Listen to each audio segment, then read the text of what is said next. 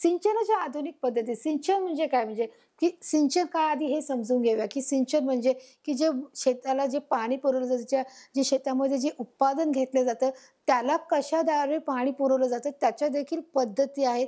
त्या पद्धती कोणत्या आहेत मुलांनो, आता आपण हे समजून घेऊया, की योग्य वेळी पुरेसे पाणी मिळाले तरच पिकाची वाढ चांगली होते. की जर आपण बीजचं लावलं आहे, जर आपण एखादं उत्पादन त्याच्यामध्ये शेतामध्ये टाकलं आहे आणि ते आपल्याला घ्यायचं आहे, परंतु त्याला आपण जर पाणीच दिलं नाही, तर चालेल का मुलांनो? असं होत नाही. जर तुम्ही शाळेत आलात आणि शाळेत जर तुम्हाला अभ्यास शिकवला गेला नाही आणि परीक्षा घेतली, तर चालेल का? तर नाही, असं होत नाही. तर असं होत नाही मुलांनो, बरोबर आहे? की जर परीक्षा, जर तुम्ही शाळेत आलात आणि शाळेमध्ये मुलांचा जर अभ्यासच घेतला नाही आणि डायरेक्ट परीक्षा घेतली, तर चालेल का? तुम्हाला काय येईल का? तर नाही येऊ शकत. तसंच आहे, की जर तुम्ही जर पीक लावलंय आणि त्या पिकाला जर तुम्ही पाणीच नाही दिलं, तर ते पीक वाढेल का? त्याची वाढ होईल का? मग अपेक्षेप्रमाणे तुम्ही ज्या गोष्टीची अपेक्षा करता ते त्याप्रमाणे तुमची अपेक्षा पूर्ण होईल का? तर नाही. तर जर पीक लावलं तर तुम्हाला योग्य वेळी तुम्हाला बी द्यावंच लागेल, योग्य खताचा वापर करावा लागेल आणि आवश्यकतेनुसार त्याला जी एवढी आवश्यकता आहे तेवढ्या प्रमाणात त्याला पाणी देखील देण्याची तितकीच गरज आहे. योग्य वेळी पुरेसे पाणी मिळाले तर पिकाची वाढ ही काय होते, चांगली होते. आणि म्हणजे तुम्हाला इथे दिसू शकते, की पाणी हे किती महत्त्वाचं आहे. पावसाबरोबरच जे नदी, तलाव, विहीर यातील देखील पाण्याचा उपयोग शेतीसाठी केला जातो. म्हणजे बघा, जर पावसाचा जर का उपयोग, जर पाऊस जर नाही आला, तर मग आपण कशाचा वापर करतो? पावसाबरोबर काय आहे? नदी आहे, तलाव आहे, विहीर आहे, यातील देखील पाण्याचा शेतीसाठी उपयोग केला जातो. म्हणजे जर पावसाचं पाणी कमी पडलं किंवा पाऊस नाही आला, तर मग आपण नदी आहे, तलाव आहे आणि जसं विहीर आहे, त्याचा देखील पाण्याचा वापर आपण शेतीच्या कामासाठी केला जातो. शेतीच्या कामासाठी म्हणजे त्याच्यामध्ये जे आपण उत्पादन घेतात शेतीमध्ये, ते काय केलं जातं, पाणी त्याच्यामध्ये ॲड केलं जातं. ही नदी आहे, तलाव आहे, ही बघा ही विहीर आहे. ही विहीर दिसते, की विहिरीतून पाणी काढून काय केलं जातं, ते शेतीला पाण्याचा पुरवठा केला जातो. बरोबर मुलांनो? तसेच नद्यावर धरणे आणि बांधणे, जसं मी मगाशी पण तुम्हाला सांगितलं, जर निसर्गाचा, शेती ही निसर्गतः पावसावरच अवलंबून असते. पण जर ती नाही मिळाली, तर मग आपण नदी, तलाव, विहीर आणि जर गरज पडली तर धरण, तलाव याचा देखील आपण वापर करतो. हे तुम्हाला सुरुवातीलाच सांगितलं होतं. तसेच नद्यावर धरणे बांधून तसेच पावसाचे पाणी अडवून पाणीसाठी केलं जातं. की बघा हे काय आहे, तुम्हाला हे धरण दिसत आहे, की तिथे काय केलं, मोठ्या प्रमाणात धरण आले. त्या धरणाचं काय केलं आहे, पाणी त्याच्यात साठवलं गेले आहे. तसेच पावसाचे पाणी देखील अडवले जाते. या धरणाचा देखील वापर केला जातो आणि पावसाचे पाणी देखील अडवले जाते, की ज्या ठिकाणी भरपूर प्रमाणात पाऊस पडतो त्या देखील त्याचं पाणी काय केलं जातं मुलांनो, हे अडवून ते पाणी साठवून त्याचा देखील उपयोग शेतासाठी त्याचा वापर केला जातो. बरोबर? की हे खूप मोठ्या प्रमाणात अशी धरणे प्रत्येक ठिकाणी तुम्हाला त्याचं काम मिळेल, की प्रत्येक ठिकाणी ही धरणाचा देखील वापर केला जातो आणि प्रत्येक ठिकाणी तिथे धरणं आहेत. असे केल्याने भूजल पातळीही वाढते आणि असे केल्याने जे आहे ते पाणी निघून गेल्यावर परत ते पाण्याची पातळी कमी झाली तर ती आपोआप ती पाण्याची पातळी देखील भरून निघत असते. आता बघा इथे काय सांगितलंय, पिकाला पाटाने म्हणजे कॅनल्स पाणी देण्याची पूर्वापार पद्धत आहे. आता बघा तुम्हाला इथे काय चित्र दिसत आहे, की एक शेती आहे. शेतीच्या मधोमध काय केलं आहे, एक मोठा काय केला आहे, रस्ता तयार केला आहे. पण तो कसा आहे, हा बघा हा रस्ता कसा दिसतोय मुलांनो, हा खोलगट दिसतोय आणि हा इथून असा सरळ पुढे गेलेला आहे, सरळ बघा. आणि इथे देखील शेत आहे, हे देखील शेत आहे आणि हे देखील शेत आहे. हे दोन्ही प्रकारे शेत आहे आणि त्याच्यामधून रस्ता केलाय. म्हणजे दोन्ही बाजूने काय आहे, शेत आहे आणि शेताच्या मधून असा एक खोलगट असा रस्ता तयार केलाय. त्याला काय बोलणार आपण, काय बोलणार, पाटाचं पाणी. मग ते पाटाचं पाणी काय केलं जातं, पाटाचं ते एका विहिरीतून ते पाणी जो पाईप काढू त्या तिथून पाणी टाकला जातो आणि तो पूर्ण मग शेताला तो पाणी काय केलं जातं, दिलं जातं. बरोबर आहे? ही देखील एक जुनी आणि पूर्वापार पद्धत आहे. ही कशी आहे, पूर्वापार म्हणजे पारंपरिक पद्धत आहे. ती फार पूर्वीपासून चाललीच आहे. परंतु या पाटातून वाहणाऱ्या पाण्यापैकी बरेच पाणी जमिनीत जिरते व त्याचे काय होते, बाष्पीभवन होते. म्हणजे आता मुलांना काय होतं, की बघा हे पाटाचं पाणी जरी जमिनीला आपण जमिनीतून जर देत आहोत, तर ते शेताला तर पुरतं ठीक आहे. परंतु त्याच्यातून एक तोटा देखील होत आहे, की ते पाणी, बरचसं पाणी जमिनीमध्ये देखील जिरतं, की ते पाणी सतत जाऊन की ते पाणी पुढे पण जाते, पण ते जमिनीमध्ये देखील मुरत आहे. म्हणजे आपल्या पाण्याचा अतिरेक होत आहे, म्हणजे पाणी कुठेतरी वेस्ट जात आहे. काही ठिकाणी काय आणि कधी-कधी काय होतं, की जर जास्त उन्हाळा असेल, सूर्यप्रकाश जर कडक असेल, तर त्या पाण्याचं काय होतं, बाष्पीभवन होतं. काय होतं, बाष्पीभवन होतं. बाष्पीभवन झाल्यामुळे ते पाणी काय जातं, निघून जातं आणि पुन्हा ते वरती म्हणजे त्याचं पुन्हा ते सर्कल चालू राहतं. त्याच्यामुळे काय होतं मुलांनो, की आपलं अनवॉन्टेड पाणी म्हणजे जे पाणी जे आपलं जास्त पाणी त्याला खर्च होतं आणि त्याच्यामुळे ते होऊ नये म्हणून मग ते काय केलं आहे, ते जर करायचं नसेल तर म्हणून ही पद्धत काय झाली, म्हणजे आपण ही पूर्वापार पद्धत आपण काय केली आहे, आता ही वापरण्यात येत नाही. त्यामुळे खूप पाणी वाया जाते. साहजिकच आहे. जर ते पाणी जमिनीत जर मुरत आहे, ते जमिनीत जिरतंय आणि त्याचं बाष्पीभवन पण होतंय. मग त्यामुळे पाणी काय होत आहे, खूप वाया जातंय अशा प्रकारे, की जिथे आपल्याला पाणी आपण वाचवायचं बघतोय, ते पाणी काय होतंय, वाया जात आहे आणि ते पाणी वाया जाऊ नये याची देखील नेहमी दक्षता घेतली जाते आणि म्हणूनच हे आपण आधुनिक पद्धत वापरली आहे. आता त्याच्यासाठी आधुनिक पद्धत जी आहे, त्या 2 जे प्रकार आता नवीन-नवीन निघाले. एक ठिबक सिंचन आहे, एक सिंचन योजना आहे. सिंचनाची पद्धत आहे, ठिबक योजना आहे. त्याद्वारे देखील आपण काय करू शकतो, शेताला पाणी देऊ शकतो. मग आता ते कशाप्रकारे देतो आपण हे पाहूया. आता सिंचनाच्या आधुनिक पद्धतीचा वापर केला गेलाय. कशाप्रकारे, की बघा इथे तुम्हाला दिसत आहे, की तुम्हाला इथे वेगवेगळ्या प्रकारचे काय लावले आहेत मुलांनो? बघा हे एक पाईप लावलेले आहे. प्रत्येक ठिकाणी तुम्हाला इथे पाईप दिसत आहे. इथे पाईप दिसत आहे, इथे पाईप दिसत आहे, इथे पाईप दिसत आहे आणि याच्यावर एक छोट्या प्रकारचे फवाऱ्याचे नळे असतात. हा पाईप आहे आणि ते पाण्याचे छोटेसे असे छिद्र असतात. म्हणजे काय, की जमिनीतून जसं आपण बघितलं, की पाटाद्वारे जर पाणी जात होतं, ते जमिनीच्या मार्फत जात होतं. मग त्याच्यामुळे ते पाणी जमिनीत मुरत होतं आणि बाष्पीभवन होत होतं. त्याच्यामुळे बरेचसे पाणी आपले वायाच जात होते. पण इथे काय होतंय मुलांनो, की इथे आपलं बरोबर ज्या पिकांना पाणी द्यायचं, ते वरून पाणी टाकल्यामुळे वरपासून ते खालपर्यंत त्यांना काय मिळत आहे, पाणी मिळत आहे आणि त्याचे फवारे देखील हे अतिशय कमी प्रमाणामध्ये त्याचं जे उडण्याचं जे प्रमाण आहे, ते अति प्रमाणात नाही, की ज्याला जेवढं पुरेल, जेवढं लागेल तेवढंच त्याची पद्धत होती, की ते त्याच प्रमाणामध्ये तिकडे टाकले जायचे आणि म्हणूनच अशा प्रकारे सर्व शेतीला ही आधुनिक पद्धतीद्वारे काय मिळायचं, पाणी मिळतं. त्याच्यामुळे काय होते, त्यामुळे पाण्याची बचत होते, की जितकं पुरेल, जितकं लागेल तेवढंच पाणी तिथे दिलं जायचं आणि त्या पाण्यामुळे काय झाली, आपली बचत झाली. ते अतिरिक्त जे पाणी होतं, जे जमिनीत मुरायचं किंवा जे आपलं बाष्पीभवनाकडून वर जायचं, ते काय झालं आपण त्यामुळे त्या पाण्याची काय झाली मुलांनो, बचत झालेली आहे. आणि त्यामुळे त्या बचतीमुळे बघा, त्याच्या जसं मी मगाशी सांगितलं, की ठिबक सिंचन योजना आहे. ठिबक योजनेद्वारे देखील काय होऊ शकतं, की त्याच्यामध्ये अ, पाण्याची आपण एक वेगळ्या पद्धतीने आपण शेतीला पाणी देऊ शकतो. याच्यामध्ये काय असतं मुलांनो, की एक प्रकारचा जो पाईप असतो, त्या पाईपाला एक छोटे-छोटे छिद्र असतात. इथे जे छोटे-छोटे असे छिद्र असतात, ते काही अंतरावर असतात बघा. हे काही अंतरावर छोटे-छोटे छिद्र असतात. जसं आपण म्हणतो ना, एक-एक ड्रॉप कसा असतो, की डोळ्यामध्ये एखाद्या समजा डोळ्याला काही त्रास झाला, तर डॉक्टर देतात ना, की एखादा एक-एक ड्रॉप टाका, 1 ड्रॉप. तर मग त्या प्रमाणामध्ये त्या तेवढ्या छोट्या आकारामध्ये किंवा छोट्या आकारामध्ये काय असतात, ते एक छिद्र असतात. त्या छिद्राद्वारे काय होतं, प्रत्येक वनस्पतीला जे आपण बियाणे जे रोप टाकले त्याला काय केले जातात, ठिबक सिंचनद्वारे काय केलं जातं, त्याच्या देखील आपण पाण्याचा पुरवठा तिथे केला जातो आणि त्याच्यामुळे देखील आपल्या पाण्याची काय होते मुलांनो, बचत होते. तसंच हे तुषार सिंचन, म्हणजे तुषार सिंचन या सिंचनाची आधुनिक पद्धत आहे. म्हणजे आता तसंच जसं मगाशी तुम्ही चित्रामध्ये पाहिलं, की फवारणीच्या द्वारे, की जसं एक ठिकाणी जो पंप आहे आणि तो काय केला जातो, सगळीकडे फवारणी केली जाते. त्याच्यामार्फत म्हणजे वरून पाणी दिलं जातं. बरोबर आहे. मगाशी पाहिलं आपण ठिबक सिंचन योजना आणि तुषार सिंचन योजना. या 2 आधुनिक पद्धती आहेत. याच्यामुळे आपल्या पाण्याची बचत होते. जेवढं लागेल तेवढंच पाणी त्या शेतीला पुरवलं जातं आणि मग जे अतिरिक्त पाणी त्याची वापर केला जातो आणि मग तो दुसऱ्या वेळेस दुसऱ्या कामासाठी त्या पाण्याचा वापर देखील केला जातो. त्याच्यामुळे ह्या गोष्टीमुळे काय होतं, शेतकऱ्यांच्या बऱ्याच प्रमाणामध्ये पाण्याची काय होते, शेतकऱ्याची बऱ्याच प्रमाणामध्ये पाण्याची बचत होते आणि त्यासाठी ते दुसऱ्या गोष्टीसाठी पाण्याचा वापर केला जातो. ठिबक सिंचन पद्धतीमध्ये छिद्र असलेल्या नलिका वापरतात. बघा मी मगाशीच सांगितलं, की इथे काय होतं, छोट्या-छोट्या प्रकारचे काय असतात, छिद्रे असतात. असे छोटे. ते काही अंतरावर असतात. ठिबक सिंचन योजनेमध्ये छिद्र असलेल्या नलिका वापरतात.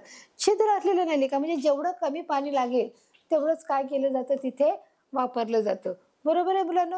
आणि मग अशाद्वारे जेवढं गरज असल्यामुळे तितकंच तिथे पाणी त्याला दिलं गेलं जातं. अतिरिक्त पाण्याचा तिथे वापर होत नाही आणि त्यामुळे बघा इथे काय होतंय, पिकांच्या मुळापाशी आवश्यक तेवढेच पाणी ठिबकते आणि त्यामुळे उपलब्ध पाण्याचा पुरेपूर वापर होतो. मी मगाशीच सांगितलं, की जेवढं लागेल तेवढंच पाणी ते त्याच्या मुळाशी टाकलं जातं. ज्यांना त्या मुळाची जेवढी गरज आहे, त्या पाण्याची गरज आहे, तेवढंच पाणी त्यांना मिळतं आणि त्या पाण्यामुळे काय होतंय, पाण्याचा वापर त्यांना देखील पुरेपूर मिळाला जातो आणि पाण्याचा पुरेपूर वापर तिथे होतो, की अतिरिक्त वापर तिथे होत नाही. त्यामुळे काय होतं मुलांनो, की पाण्याची बचत देखील होते आणि वनस्पती ज्या बियांना आहे पाणी देखील मिळत राहतं. आता बघा आपण खतेकडे पाहूया. खते कोणकोणत्या प्रकारची आहेत ते देखील आपण पाहूया. जमिनीमध्ये वारंवार पिके घेतली जातात. घेतली गेल्यास जमिनीतील सुपीकता कमी होत होत जाते. बघा आपण जसं सुरुवातीलाच पाहिलं, की रब्बी पीक आहे, हिवाळी पीक आहे, रब्बी पीक आहे, खरीप पीक आहे, उन्हाळी पीक आहे. मग ही सारखी पिकं आपण वर्षभरातून घेतच राहतो. जानेवारीपासून ते डिसेंबरपर्यंत आपण पिकं घेतले जातो. मग वारंवार पिकं घेतल्यामुळे काय होतं, जमिनीची सुपीकता ही काय होते, कमी होते. मी तुम्हाला मगाशी सांगितलं, की नांगरणी का करतो आपण? की नांगरणी केल्यामुळे जमिनीची सुपीकता वाढते, जमीन कसदार होते आणि मग त्याचं उत्पादन हे देखील चांगलं होतं. पण जर आपण त्याच्यामध्ये स्टॉपच घेतला नाही, आपण थांबलोच नाही, तर मग काय होतं? आपण सारखी पिकं घेत घेत राहिली तर त्याची काय होते? सुपीकता कमी होते. मग ती कठीण जी जमीन आहे ती कठीण बनते, कठीण बनते आणि त्याच्यामुळे मग काय करावं लागतं? थोडे दिवस आपल्याला पॉज घ्यावा लागतो. थोडे दिवस आपल्याला म्हणजे ती जमीन तशीच ठेवावी लागते आणि थोड्या दिवसानंतर पुन्हा ती नांगरणी करून त्याचा वापर करावा लागतो. मग जर आता ती जमिनीची सुपीकता कमी झाली, मग आपण त्याच्यासाठी आपण काय करणार? बघा इथे काय दिलंय, म्हणून आपल्याला मातीत खते मिसळून मातीची सुपीकता वाढवावी लागते. मग अशा वेळेस आपण काय करावं लागतं, की आपल्याला जर आता परत जर आपल्याला पिकं घ्यायची आहेत, तर लगेचच आपल्याला पीक घ्यायचं असेल तर आपण काय करणार? मग त्याच्यामध्ये आपल्याला काही खतांचा वापर करावा लागणार आहे, काही सेंद्रिय खतांचा वापर करावा लागणार आहे, काही कृत्रिम खतांचा वापर करणार आहे, काही आधुनिक जे रासायनिक खतं आहेत त्याचा देखील आपल्याला इथे वापर करणार आहे. मग मातीची सुपीकता ही काय करते? आपोआपच वाढीला लागते. बघा इथे तुम्हाला दिसत आहे. त्यामुळे पिकांना योग्य त्या पोषक द्रव्याचा पुरवठा होतो आणि मग ती जी मातीमध्ये जर खते मिसळल्यानंतर मग काय होतं? योग्य ते पोषक द्रव्य देखील यांना मिळतात. ती सुपीकता पहिली नव्हती, मग सुपीकता मिळवण्यासाठी आपण त्या खताचा वापर केला आणि खताचा वापर केल्यानंतर आपल्या पिकांना काय मिळतं? पोषक द्रव्य मिळतात. म्हणजे ज्यांना ज्या गोष्टीची आवश्यकता आहे, खतासाठी ज्या गोष्टीची गरज आहे, ती गोष्ट त्यांना खताद्वारे मिळून पिकांचं काय होतं? अधिक प्रमाणात उत्पादन हे काय केलं जातं? वाढलं जातं. तुम्हाला इथे दिसत आहे की किती भरघोस प्रमाणामध्ये पिकं ही आलेली आहेत. इथे काय दिलंय बघा मुलांनो, नैसर्गिक खते आणि रासायनिक खते अशी 2 प्रकारची काय खते आहेत. आता आपण मगाशी शिकलो नैसर्गिक खते आणि रासायनिक खतेत काय फरक आहे? नैसर्गिक खते म्हणजे जे निसर्गातून मिळालेली जी खते आहेत आणि रासायनिक खते आहेत म्हणजे जी माणसाने त्या घटकेमध्ये अजून रसायनाद्वारे मिळवून ती खते बनवली गेलेली आहेत. ती रासायनिक खते जी कृत्रिम आहे, जे मनुष्याने केले. नैसर्गिक म्हणजे जी निसर्गता आहे. मग निसर्गता खतं कोणती असू शकतात? म्हणजे पाला आहे, पाचोळा आहे, जो आपला कचरा आहे, जो वेस्टेज कचरा आहे त्यापासून बनवलं आहे, जी आपली घाण आहे, शेणाचं शेणखत आहे, लेंड्याचं खत आहे, ही नैसर्गिक खतं आहेत, की जे जुन्या गोष्टीपासून म्हणजे जे परिसरात उपलब्ध असणाऱ्या गोष्टीपासून त्या बनवली गेलेली जी खतं आहेत ती नैसर्गिक खतं आहेत. आणि जे रासायनिक आहेत ते आत्ताच सांगितले, की जे कृत्रिमरित्या बनवली गेलेले आहेत त्याच्यामध्ये रासायनिक गोष्टींचा त्याच्यामध्ये वापर करून बनवली गेलेली जी खतं आहेत त्याला रासायनिक खतं असे बोलले जाते. आता बघा परत एकदा बघूया की नैसर्गिक खते म्हणजे काय? ही खते निसर्गात उपलब्ध असलेला पाला, पाचोळा व शेण अशा पदार्थाचा वापर करून मिळवतात. मी आत्ताच तुम्हाला सांगितलं की निसर्गत खत म्हणजे काय? की जे पाला, पाचोळा, शेण आहे, जे लेंड्या आहेत किंवा जे वेस्टेज कचरा आहे, बरोबर आहे, जी वेस्टेज माती आहे, ह्या सगळ्या गोष्टीपासून त्याचं काय केलं जातं? त्याच्यामध्ये ते साठवलं जातं आणि त्याच्यापासून खत हे बनवलं जातं. मी मगाशी तुम्हाला आता सांगितलं आहे. बघितलं तुम्हाला इथे दिसत आहे की मग ते एक मोठ्या याच्यामध्ये कंपोस्टमध्ये ते ठेवलं जातं, त्याच्यावरती प्रक्रिया केली जाते. रासायनिक खते म्हणजे काय? की बघा रासायनिक खते म्हणजे कृत्रिम खते. या खतामध्ये शेतीला उपयुक्त अशा विविध म्हणजे बघा एक प्रकारे रासायनिक खते त्यांनी ते बनवलं आहे. तुम्हाला डायरेक्ट हे प्रोडक्ट तुम्हाला दाखवलं आहे की रासायनिक खतं म्हणजे काय? की रासायनिक खते हे कृत्रिम खते माणसाने बनवले आहे. ते रासायनिक घटकांच्या नेमक्या प्रमाणात केलेले मिश्रण असते. नेमक्या प्रमाणात म्हणजे की एक जेवढं प्रमाण लागत आहे तेवढंच प्रमाण घेऊन ते बनवलं गेलेलं आहे. त्याला रासायनिक काय बोलतात? खते बोलतात. आणि ते मिश्रण जे निसर्गातील ज्या गोष्टी आहेत त्या देखील घेऊन त्याच्या रासायनिक प्रक्रिया केली जाते. पूर्वापार शेती पद्धतीत शेणखत, लेंडी खत, हिरवळीचे खत, कंपोस्ट खत असे नैसर्गिक खताचा वापर केला जाईल. की फार पूर्वानुसार म्हणजे आपली जी पारंपरिक पद्धती मी तुम्हाला मग सांगितलं की जे पूर्वापार जे होतं ते नैसर्गिक असायचं. मग ते कशा प्रकारची शेती पद्धत होती? की तिथे शेणखत वापरलं जायचं, लेंडी खत वापरलं जायचं, हिरवळीचं खत म्हणजे ज्या ठिकाणी हिरवळ आहे, जे खाली जे छोटे-छोटे जे एकदम बारीक जी हिरवळ जी असते तिथे बघा आपल्या समुद्रालगत किंवा जे पाण्याच्या लगत जो भाग असतो तो हिरवळीचा भाग असतो.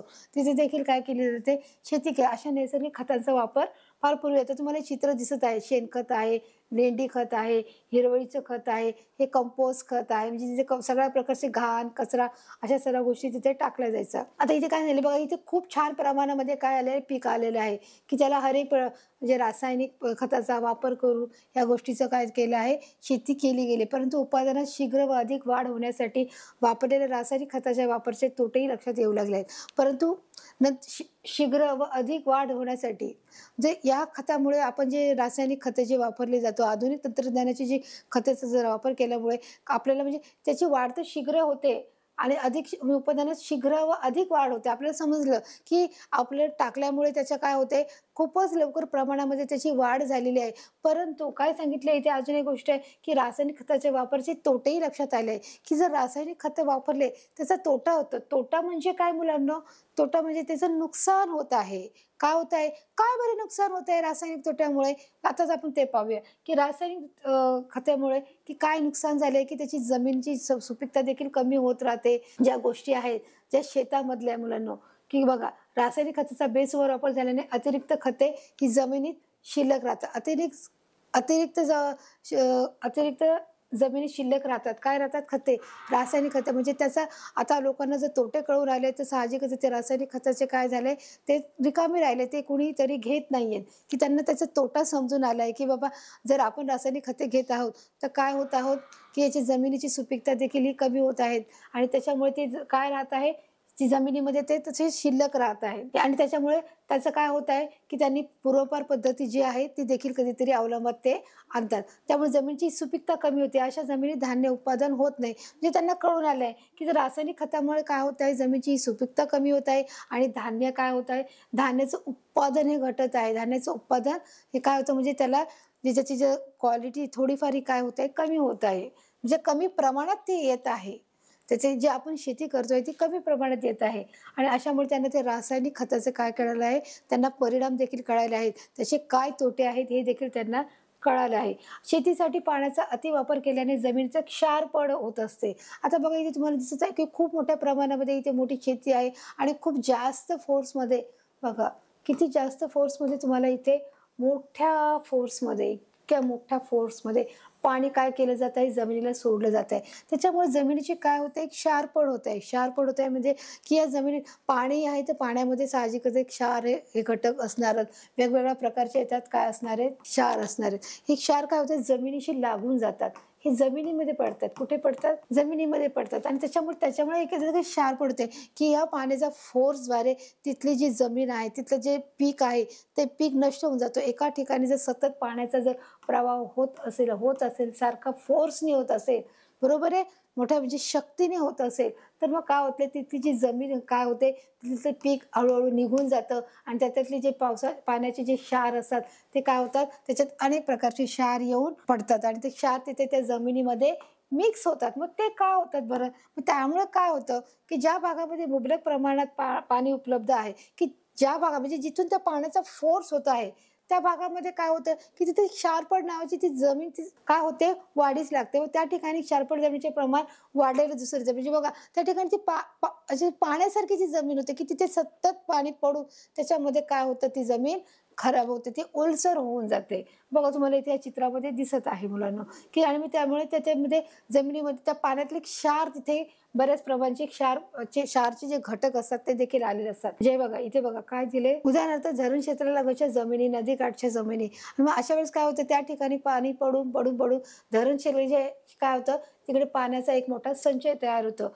नदीकाठच्या जमिनी म्हणजे नदीकाठच्या भागही काय होऊन जातो, ते क्षारपड झालेला आहे. तिथे त्या पाण्याची जास्त हे झालेले आहे, प्रमाणात वाढ झाली आहे आणि मग इथे अजून काय दिलं, जमिनी क्षारपड झाल्यास मातीचे परीक्षण करून जमिनीतील कमतरता भरून काढण्यासाठी आवश्यक ते घटक टाकता येतात. मग जमिनीची क्षारपड झाली की जमिनी म्हणजे अशा भेगा पडलेल्या दिसतात तुम्हाला, की जमिनीमध्ये सुपीकता राहत नाही, बरोबर आहे? मग तिथे पाणी सतत पडून ते जमिनीच्या पाणी ते जमिनीमध्ये मुरले गेल्यामुळे तिथे आपोआपच त्याला काय गेले आहेत, तडे गेलेले आहेत, त्या भेगा पडल्या आहेत. मग त्यावेळेस अशा वेळेस मातीचं निरीक्षण केलं जातं. ते निरीक्षण करून ते जमिनीतील कमतरता भरून काढण्यासाठी पुन्हा आवश्यक ते घटक तिथे काय करतात, टाकले जातात. त्या जमिनीसाठी लागणारे जे काही योग्य घटक आहेत ते तिथे काय केले जातात मुलांनो, टाकले जातात आणि अशामुळे मग तिथे जमिनीची जी काही कमतरता असते ती भरून काढण्यास मदत होते.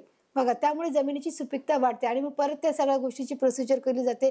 त्यात वेळ आणि पैसा वाया जातो आणि त्या क्षारपड जमिनीमुळे मग आपला वेळ आणि पैसा वाया जातो. त्यामुळे जमीन क्षारपड होऊ नये म्हणून पाणी व रासायनिक खताचा अतिवापर करायला कामा नये, की तुम्हाला जास्त फोर्समध्ये पाणी टाकता कामा नये आणि रासायनिक खताचा वापर देखील तुम्हाला करता कामा नये. पिकाचं संरक्षण करायचं असेल तर किडेमुळे किंवा रोग पडून पिकाचे नुकसान होते. म्हणजे बघा इथे काय सांगितलंय, पिकाचं जर आपलं संरक्षण करायचं असेल तर आपण काय केलं पाहिजे, की ते नुकसान होऊ नये म्हणून जेव्हा तुम्ही पीक घेता तेव्हा तुम्हाला पिकामध्ये काहीतरी किडे दिसतात, अळी दिसतात आणि जर ते आपलं नुकसान जर होऊ नये म्हणून आपल्याला दक्षता घ्यायची आहे हे देखील दिले. यावर उपाय म्हणून कीड आणि रोगजंतू मारणारी कीटकनाशके पिकावर मारली जातात. याच्यामध्ये जी काही आहे त्यांनी सांगितले की जर तुम्हाला ते पिकाचे जर आपल्याला वाचवायचं असेल, त्याच्यावर कीड नाही आली पाहिजे, तर तुम्ही जे उत्पादन करायच्या अगोदर तुम्ही काय केलं पाहिजे, जर त्याचं उत्पादन घेताय तर कीड आणि रोगजंतू मारणारी कीटकनाशके पिकावर फवारणी मारली जाते. जेव्हा फळ येतात तुम्ही काय मारली पाहिजे, ती फवारणी मारली गेली पाहिजे. किंवा बियाणे पेरण्याआधी त्यावर औषधे चोळतात. जेव्हा तुम्हाला बियाणे टाकायची असते, जेव्हा पेरणी करायची त्याच्यावर काय केली जातात, तुम्हाला औषधं देखील टाकावी लागतात, जेणेकरून जेव्हा ती फळं येतील तेव्हा त्या फळावर काय नाही होणार, रोगजंतू बसणार नाही, त्याला किडे लागणार नाहीत, कीटक खाणार नाहीत किंवा त्या सगळ्या गोष्टी ज्या त्यापासून आपल्याला सावधान होता येईल. आणि म्हणून जसं इथे त्यांनी सांगितलंय की किडीमुळे किंवा रोग पडू किंवा त्याच्यावर रोग देखील पडता कामा नये. आणि त्याच्यामुळे जर आपल्याला ते करायचं नसेल तर आपल्याला वेळोवेळी त्याची फवारणी करावी लागेल, कीटकनाशकांची फवारणी मारली पाहिजे. आणि किंवा जर तसं नाही जमलं तर त्या पेरण्याच्या आधीच आपल्याला काय करावं लागेल, त्यावर औषधे चोळली जातात. त्या औषधे ती बियाण्यावर चोळून मग जेव्हा आपण पेरणी करतो त्याच्यावरती टाकली जातात आणि त्याच्यामुळे आपल्याला चांगल्या दर्जाचं चांगल्या प्रतीचं काय मिळतं, फळं मिळतं. धान्याची साठवण जसं आता आपण अगोदर पाहिलं की शेती कशा प्रकारे केली जाते, तशी नांगरणी केली जाते, पेरणी कशी करतात, कापणी कशी करतात आणि ते कशा प्रकारे त्या धान्याची हर एक प्रकारची त्या प्रक्रिया त्याच्यावरची करत असतात ती आपण केली जाते. परंतु आपण विचार केला की हे आपण नांगरणी केल्यावर, पेरणी केल्यावर, कापणी केल्यावर मग त्या धान्याचं कशा प्रकारे साठवणूक करायची ते देखील आपण इथे पाहणार. धान्याची साठवण म्हणजे स्टोरेज ऑफ ग्रेन मीन्स म्हणजे काय की तुम्ही धान्य कशा प्रकारे साठवून ठेवता की ते पण तितकं जास्त महत्त्वाचं आहे की जेणेकरून तुम्ही की जे धान्यासाठी तुम्ही ज्या गोष्टीसाठी तुम्ही आवश्यक लागणारे हर एक प्रक्रिया तुम्ही केल्या की जी एवढी मेहनत घेतली आहे त्या धान्यासाठी तुम्ही ज्या गोष्टीची एवढी मेहनत करून तुम्ही ते धान्य शेतामध्ये राबून ते कमवलं आहे, पण त्या धान्य जर तुम्ही व्यवस्थित साठवून नाही ठेवलं तर त्याचे परिणाम काय होऊ शकतात, ते कीड लागू शकते आणि त्या आजार होऊ शकतो त्या धान्यावरती आणि वेगवेगळ्या प्रकारचे जे जंतू देखील ते होऊ शकतात. आणि त्याच्यामुळे आपण ते जर वाचायचं असेल तर आपल्याला धान्याची साठवणूक ही देखील करणं तितकंच महत्त्वाचं आहे.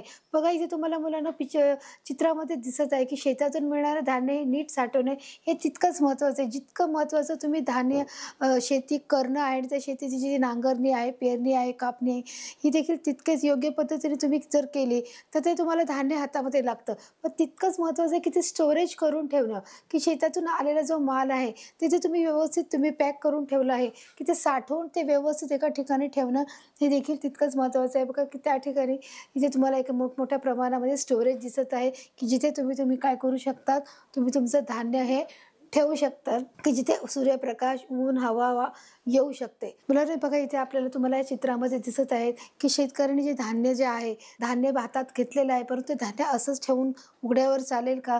तर आपल्याला त्याची व्यवस्थित काय केली पाहिजे, ते व्यवस्थित उन्हामध्ये वाळवून आणि ते स्वच्छ पोत्यामध्ये भरून ते ठेवणं गरजेचं आहे. बघा हाती आलेले धान्य हे उन्हात चांगले वाळवले जाते, म्हणजे चांगल्या सूर्यप्रकाशामध्ये त्याला काय दिलं जातं, ऊन दिलं जातं आणि त्या उन्हामध्ये काय केलं जातं, सूर्यप्रकाशाद्वारे तिथे ऊन दिल्यामुळे त्याच्यातील जे काही त्या धान्यामधील कचरा आहे, जो भुसा आहे, जी काही मुंग्या आहेत किंवा जे काही छोटे छोटे जे किडे आहेत ते उन्हाद्वारे काय करतात, मरून जातात आणि त्याच्यामुळे ते धान्य अजून स्वच्छ होतं आणि स्वच्छ झाल्यावर ते वाळून काय करतात, जे पोते असतात त्या पोत्यामध्ये देखील हे भरले जातात. बघा इथे देखील तुम्हाला चित्र दिसत आहे की हा माणूस काय करत आहे, तो वर खाली करत आहे. जे तो गहू ज्वारी टाकलेलं असतं ते उन्हात वाळवलं जातं आणि ते दर 1 तासाने ते काय केलं जातं, वर खाली केले जातं, जेणेकरून काय केलं जातं की जे वरचे जे धान्य आहे ते उन्हाने कडक होतं, परंतु जे खालचं जे धान्य राहतं ते वाळत नाही आणि त्याच्यामुळे म्हणून त्याला आपला हात द्यावा लागतो. त्याला काय बोलणार, हात देणं. म्हणजे तुम्ही परत जे खालचं आहे ते धान्य ते वर करता आणि त्यामुळे त्याला देखील जे खालचे जे इकडचे जे धान्य आहे त्याला देखील काय लागते, ऊन लागते आणि त्या उन्हामुळे देखील पूर्ण धान्य काय होतं, स्वच्छ होण्यास मदत होते. बघा इथे काय दिले मुलांनो की ही पोती घरात किंवा विक्रीनंतर गोदामामध्ये किंवा दुकानामध्ये मोठ्या प्रमाणात साठवली जातात, की ही पोती घरामध्ये देखील ठेवली जातात की एवढ्या मोठ्या प्रमाणामध्ये धान्य आहे तर काही प्रमाणातले धान्य हे घरामध्ये खाण्यासाठी त्याचा वापर केला जातो, कुटुंबातील व्यक्तींना देण्यासाठी त्याचा वापर केला जातो आणि जे अतिरिक्त जे उरलेलं जे धान्य आहे ते देखील काय केलं जातं, दुकानामध्ये त्याची पाठवणी केली जाते आणि दुकानामध्ये देखील ते असे पोत्याच्या स्वरूपामध्ये मुलांना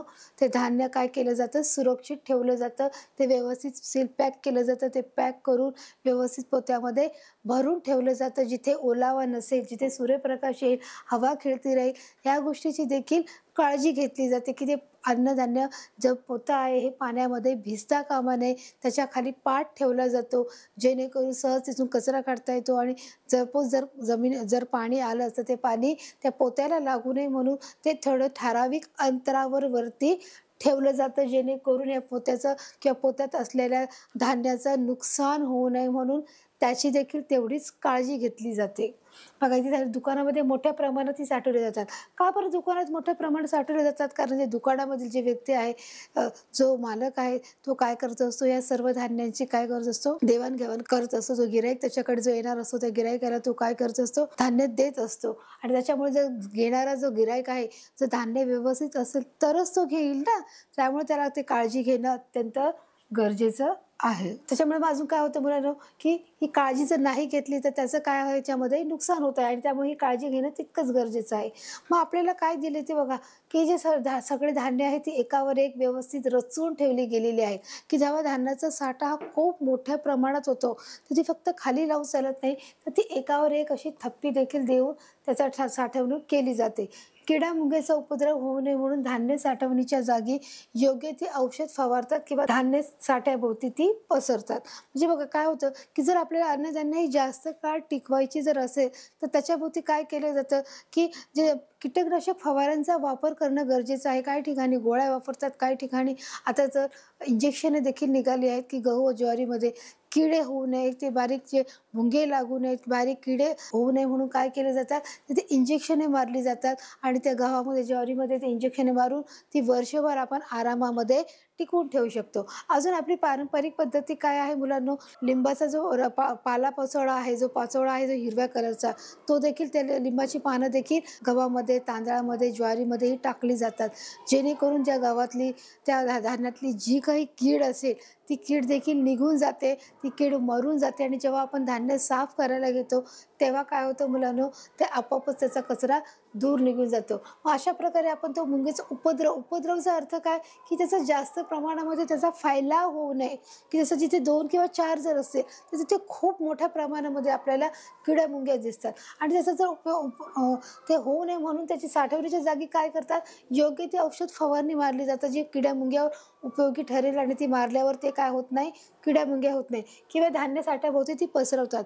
बघा काही ठिकाणी मुंग्या येऊ नये म्हणून देखील ती एक लक्ष्मण रेषा असते, ती देखील पसरवली जाते. आपण घरामध्ये देखील वापरते की ना आपली आई, की ती जिथे मुंग्या झाल्या तिथे काय करते, ती लक्ष्मण रेषा ओढली जाते आणि मग त्यावेळेस काय होतं, मुंग्या येत नाहीत. मग असे विविध प्रकार तिथे वापरून संरक्षण दिलं जातं या पिकांना मुलांना.